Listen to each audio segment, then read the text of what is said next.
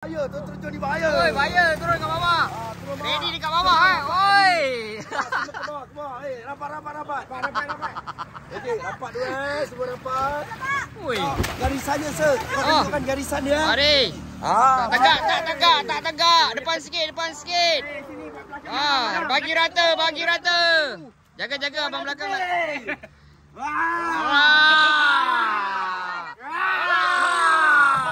Jeritan semangat satu kali. Hurra! Apa kau nak buat ni? Sebaris. Takkan sebaris. Belakang. Ya, okey. Oi, okey awak brother. Okey, bos. Okey, ingat. Okey, ready? Ready. 4, 3, 2, 1.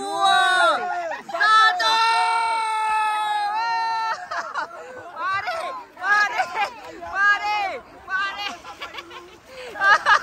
Itu dia.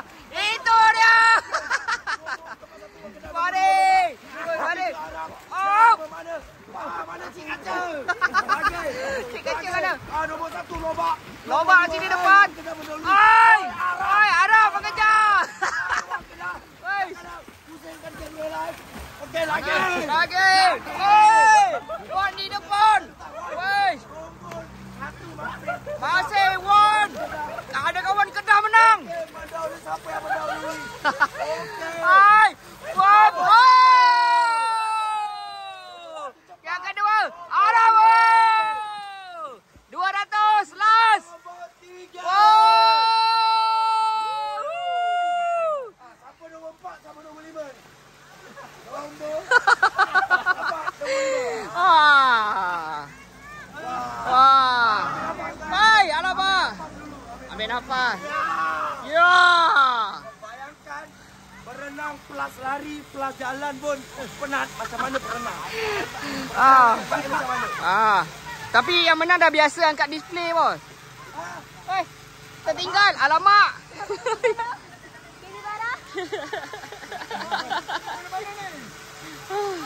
Alhamdulillah. Okey. Sesi penyampaian hadiah ke, bos? Sesi tak payah dekat atas, kat bawah juga. Penyampaian hadiah. Mari. Juara 200, 300, 400, 500. Wan. Nombor 2. 100, 200. Ya. Arab. Tak sia-sia ya. Ya. Okey, nombor.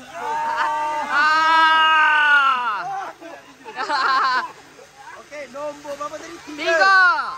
100. 100. 200. Ya, siapa nombor 3? Sawit. Ada Sagu Atia. Sagu hati. Nombor 5. Nombor 5 siapa? Abang kaca ke? Tadi siapa? Lobak. Kolam dia Kolam dia. Kolam dia. Sama-sama. Ya. Abang kaca pun bagi Sagu Atia. Ya. Alhamdulillah.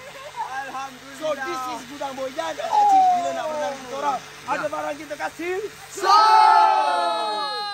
Dapat. Baik. Secara tiba.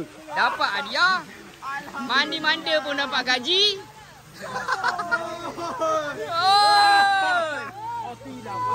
Duit pun dapat.